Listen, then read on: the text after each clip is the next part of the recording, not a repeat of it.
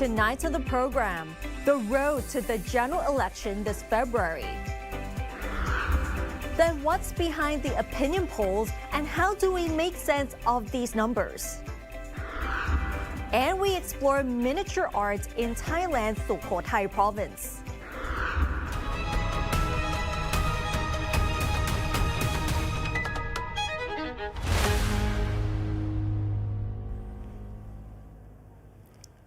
Sawadika, I'm Nad Bunag and welcome to This Week with Thai PBS World. The journey towards the general election in Thailand has begun.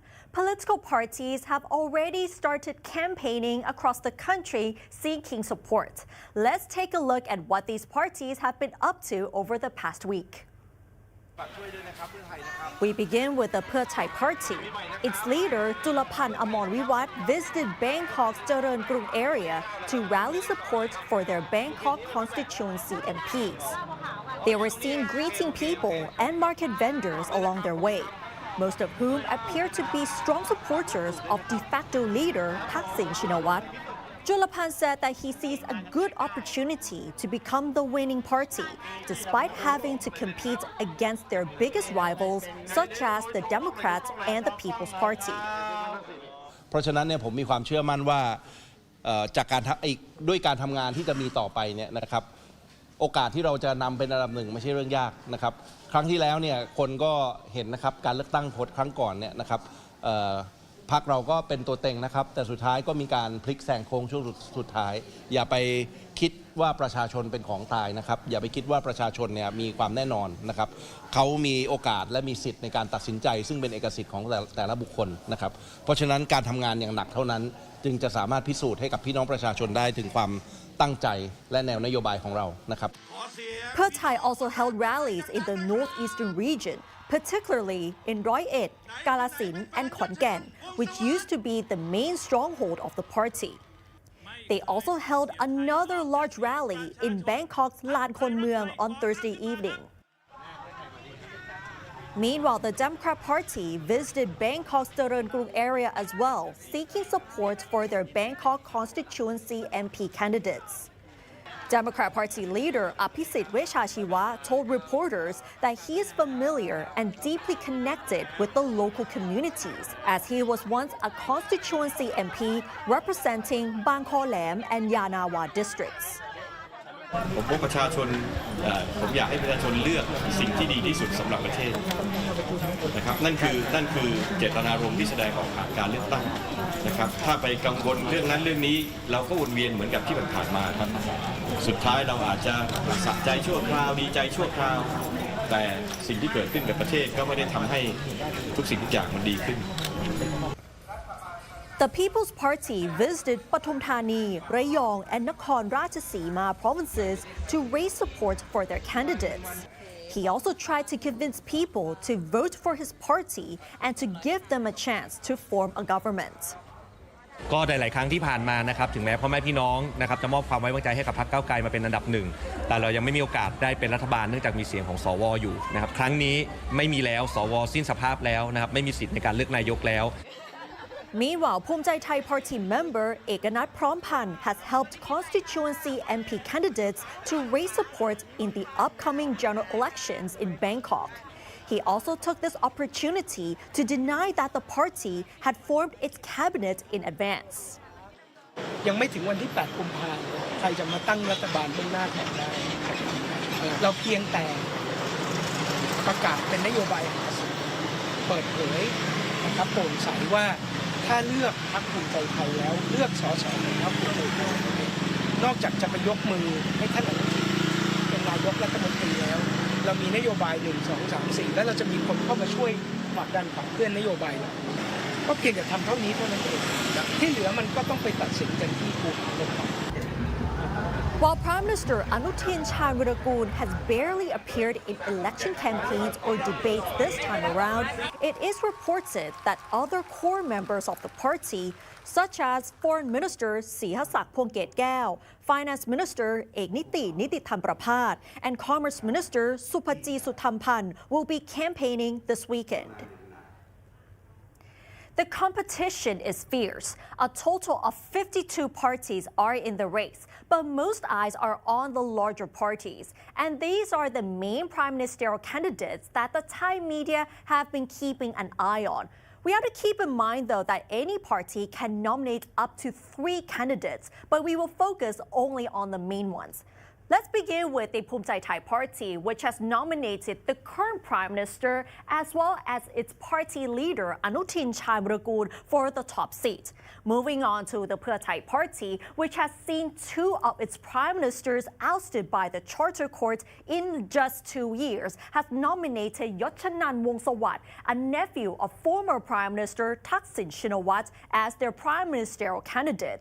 The People's Party, reincarnated from the previous election winner, the Move Forward Party, only to be disbanded a year later, is aiming at victory once again.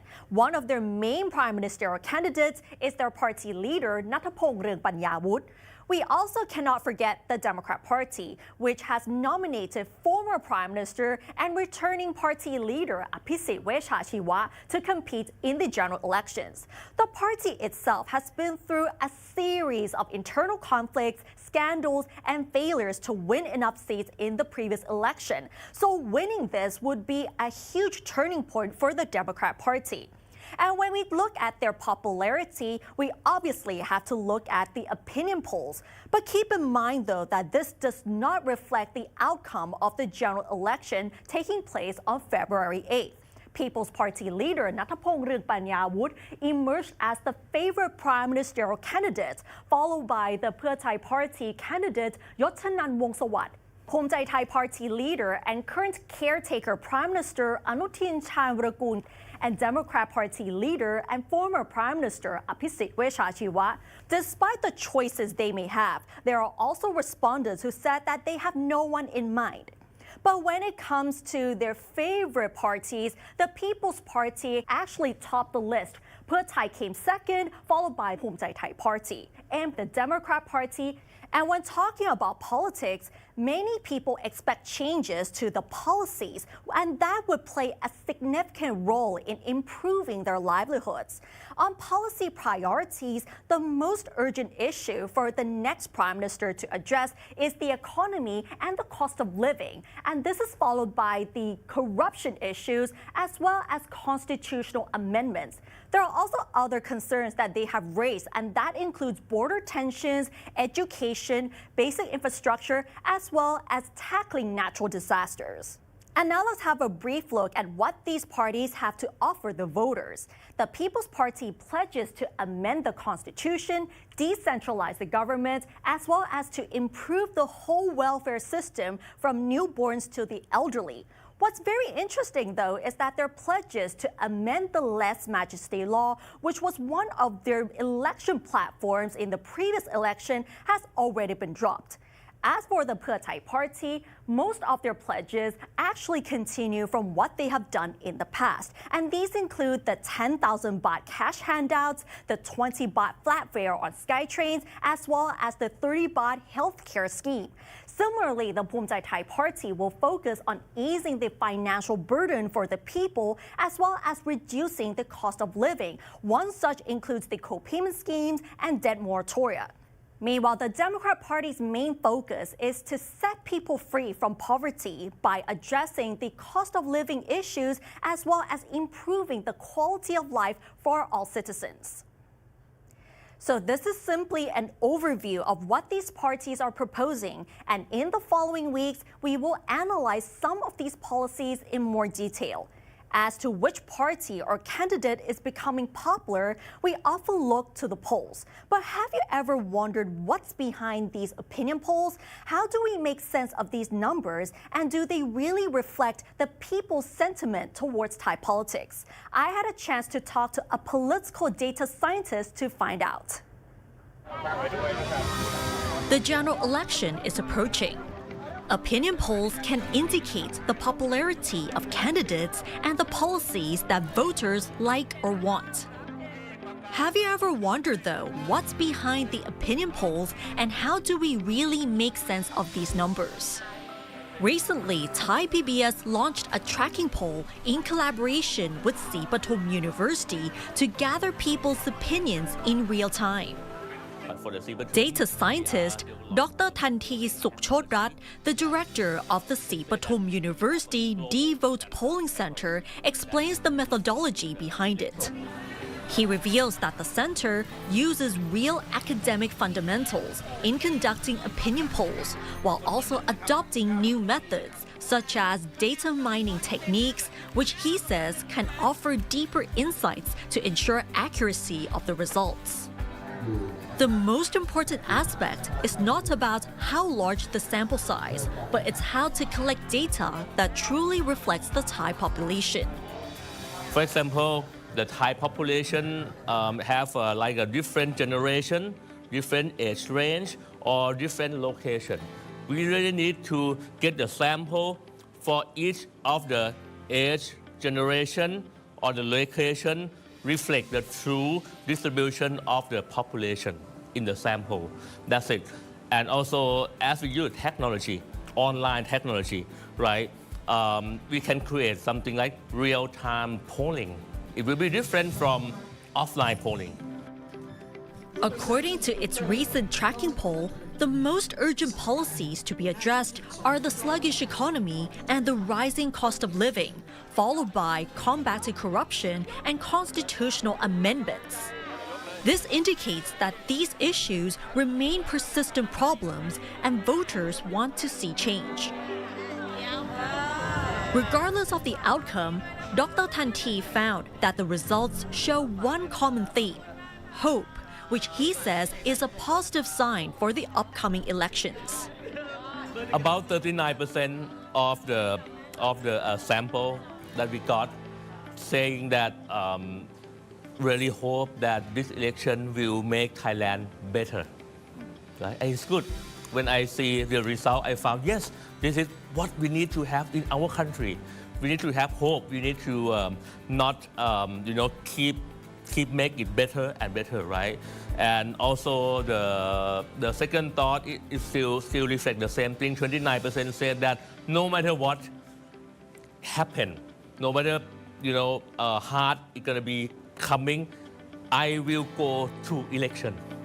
So this is reflect the hope of the people for this election and the new government that's gonna come.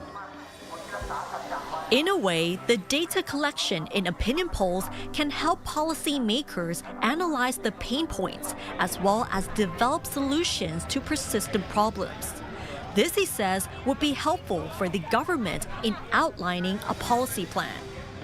So certainly the policymaker, if we have those two, we can design what is the good policy plan or action plan, right? So good policy maker today, we really need to already know that our first month of being a government or in the ministry, right? What we're gonna do, third month or first half year or first year, right? So the good policy this day, if we go to the on site, or whether do a poll online, collect all the problem, right? We can make our the policy handbook, right? And or the complete action plan. So after being the government or go to any ministry, the polling can use to listen to the people. Okay, I can say that there are no policymaker or even the CEO of the corporate that 100% right since the first day, right?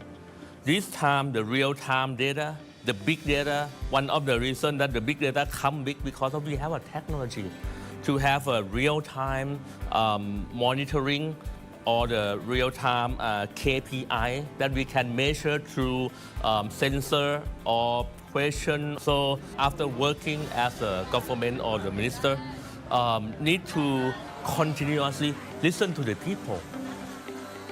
Beyond the polls, the data scientist concluded that the use of big data in politics will become increasingly important, which will help improve their policies and track their performance as a government. In fact, big data has been treated as a fundamental asset in many industries in order to improve their services. Nad Bunag reported for Thai PBS World. And right now, data is the key, and it will become a valuable source of information, not just for Thai politics, but for all sectors. And now let's have a look at the other stories making headlines throughout the week in our weekly roundup. Thailand has lodged a formal protest with Cambodia seeking an explanation after a Cambodian mortar round landed on Thai soil, injuring a Thai soldier on Tuesday morning.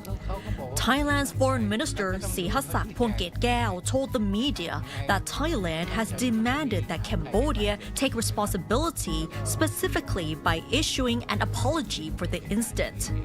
Reports from operational units along the border indicates that Cambodia has claimed that the incident was an accident. Thai Sang Thai's party leader and prime ministerial candidate Kun Ying Sudarat Geyurapan has vowed to take legal action against famous actor Dom Pakornlam for making sexually explicit comments about her daughter Yotsuda Leela Panyalert. She said that the legal action is nothing personal, but a move to stop people from objectifying women and to respect people's dignity regardless of who they are. The management of Wat Arun, Bangkok's iconic tourist attraction, has apologized and promised to address what it described as tourist negative experiences following complaints about the rude behavior of commercial photographers operating within the temple.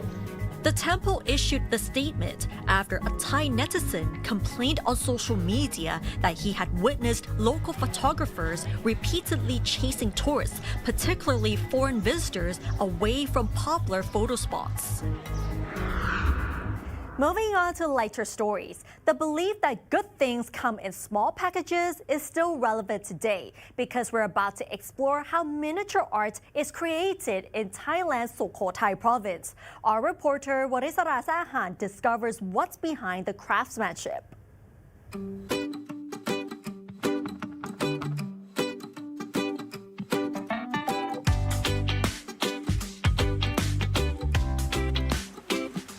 This miniature scene depicts what most of the convenience stores in Thailand looked like back in 80s and 90s, bringing back a sense of nostalgia.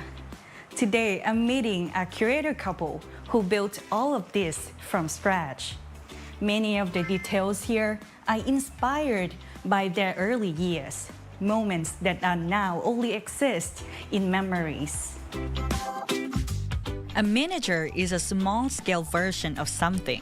The small replica could go up to a scale of 1 to 12, meaning everything is 12 times smaller than the actual objects.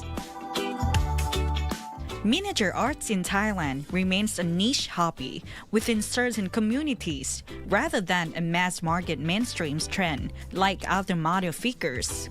These tiny, highly detailed pieces can be created in many styles and using various techniques. But for Attapon Thanasapwanit, a Thai miniaturist, what makes them distinctive is that he can build this art form using DIY items based upon the Thai lifestyles and cultures of the past during his childhood. He was an art school teacher before becoming a full-time miniaturist. Attapon started off by learning the craft by himself. Then his family members joined him. For him, miniatures not only require patience, but also memory skills. He called himself a memory keeper. Most of the miniature artworks that he has built for his clients are echoes of the past from around 30 to 40 years ago. แต่จริงๆก็คืองานโมเดลก็เป็นความทรงจำอีกหนึ่งงานของเขาที่ว่าสมัยก่อนแม่เขาเคยเปิดร้านนี้ขายของชำเลี้ยงดูพวกเขามาจนโตได้อะไรเงี้ยเขาก็คืออยากจะซื้อเก็บไว้ให้แม่เขาครับ ว่าสมัยก่อนร้านเนี่ยเลี้ยงครอบครัวเขามาได้จนเติบใหญ่มันก็จะมีเห็นภาพมากกว่ามีมิติมากกว่าภาพถ่าย It is the same concept for these miniature models of Thai-style convenience stores. The inspiration is from his wife's family. They used to own a convenience store back in the day. Although the shop closed as time passed, some of its stocks has been preserved and remains to this day. ของชิ้นนึงก็เล่าเรื่องราวได้เป็นวันนะครับอย่างตู้เย็นก่อนก็ได้ครับสมัยก่อนไม่มีตู้เย็นที่บ้านพอได้เห็นตู้นี้พ่อเคยเก็บตังค์ซื้อนี่นะเราเคยอยากได้อย่างเงี้ยก็สามารถสร้างตู้เย็นตู้นั้นมาเข้าไปในงานอย่างเงี้ยครับก็พอได้เห็นตู้เย็นเครื่องเก่าที่ว่าเราเคยที่พ่อเคยซื้อให้เก็บตังค์ซื้อให้อย่างเงี้ยเราก็ดีใจแล้วครับผมยิ้มนั่งยิ้มได้ทั้งวันนะมันเหมือนเป็นความทรงจำดีๆ One of the prominent pieces is the game room. The model presents one of his favorite games from back in the 90s. He said he started off with a tiny gameplay model, and the ideas kept growing from a game room to a mini barbershop and Thai food stalls back in his early days. Attapon explained that his memory and imagination are constantly generating new ideas for crafting and combining materials, sometimes using traditional craft supplies and at other times repurposing random objects. Like this chair base in this salon room is made of a nail polish lid. The uniqueness of local lifestyle designs is the charm of his miniature pieces. He started by selling them in the flea market and now through online platforms. His regular customers were mostly Thais. By word of mouth, however, customers are now from across the world. เราก็พยายามอธิบายให้เขาฟังเหมือนกันว่าคือรูปนี่คือเป็นรูปที่มีทุกบ้านเป็นกษัตริย์ของเราอะไรประมาณนี้ครับเรารักเคารพและส่วนอันอื่นก็เป็นโฆษณาในสมัยก่อนที่ว่ายุคนี้มีโฆษณานี้ออกมาอะไรประมาณนี้ครับ Apart from his studio, his favorite part of being a full-time miniaturist is being able to handcraft his creativity as well as spending time with his family. Miniature art may be small in scale, but it opens up a much bigger space for creativity and imagination. It's also another way Thainess is passed on through memories shaped by miniaturists' hands and finding a place in people's homes. Warisala Sehan reporting for Thai PBS World. Well, that's a lot of work that goes into miniature art. In this episode of Home Away, we speak with an American education innovator, George Carroll. He shared his vision for transforming learning in Thailand, emphasizing the importance of play-based education for young children and offering his perspective in preparing students for a rapidly changing world. Probably one of the biggest things I would change about the way education is done in Thailand is go local. Stop transporting kids across the city to go to the good school on the other side of the city. Build a good school in your neighborhood. With more than 20 years of experience in education, George Carroll recognizes the key challenges within Thailand's learning system. To make a difference, he is bringing top quality to the local level by establishing a school that blends international standards with a distinctly Thai perspective, creating opportunities for the local Prachachun community. So now I'm going to do this. George believes that for Thai students, the key to mastering English starts with their mother tongue and a sense of pride in being Thai.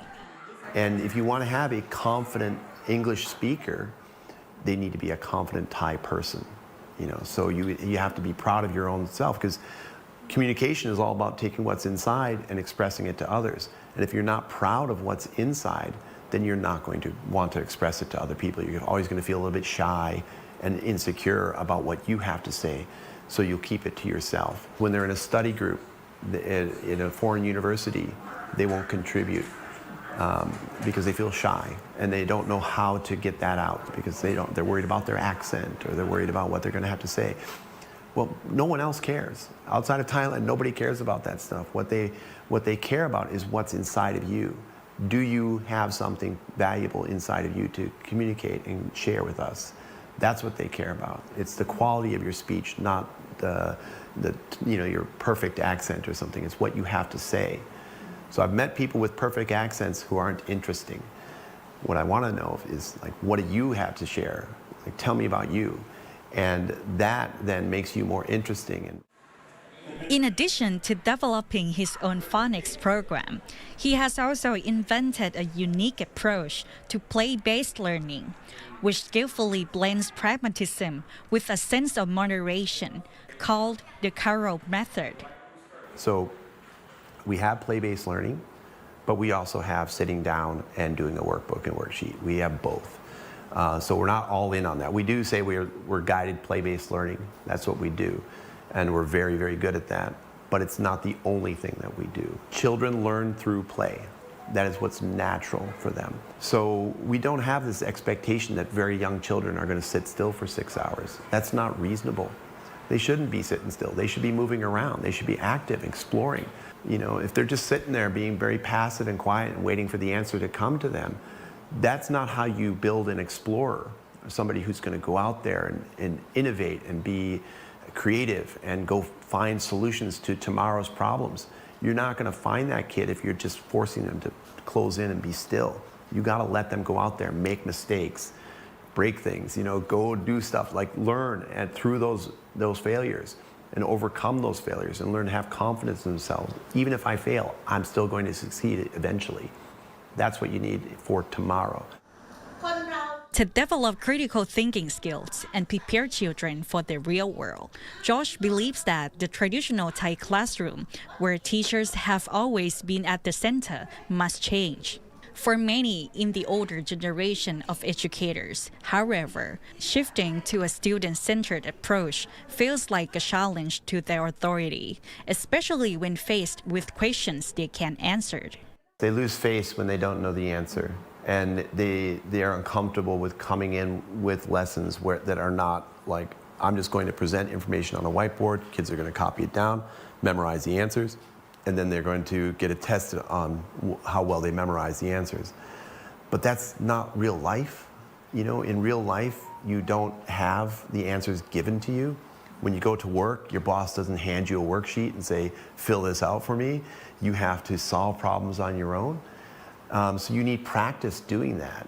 And you need practice challenging things and saying, wait, is this really the right way to do things? He points out that challenging the status quo, whether with teachers or parents, doesn't have to be disrespectful. It's about building the critical thinking ability, the most vital skill for the future, and a human age that even AI cannot replace. And that's a very interesting perspective on transforming education in Thailand.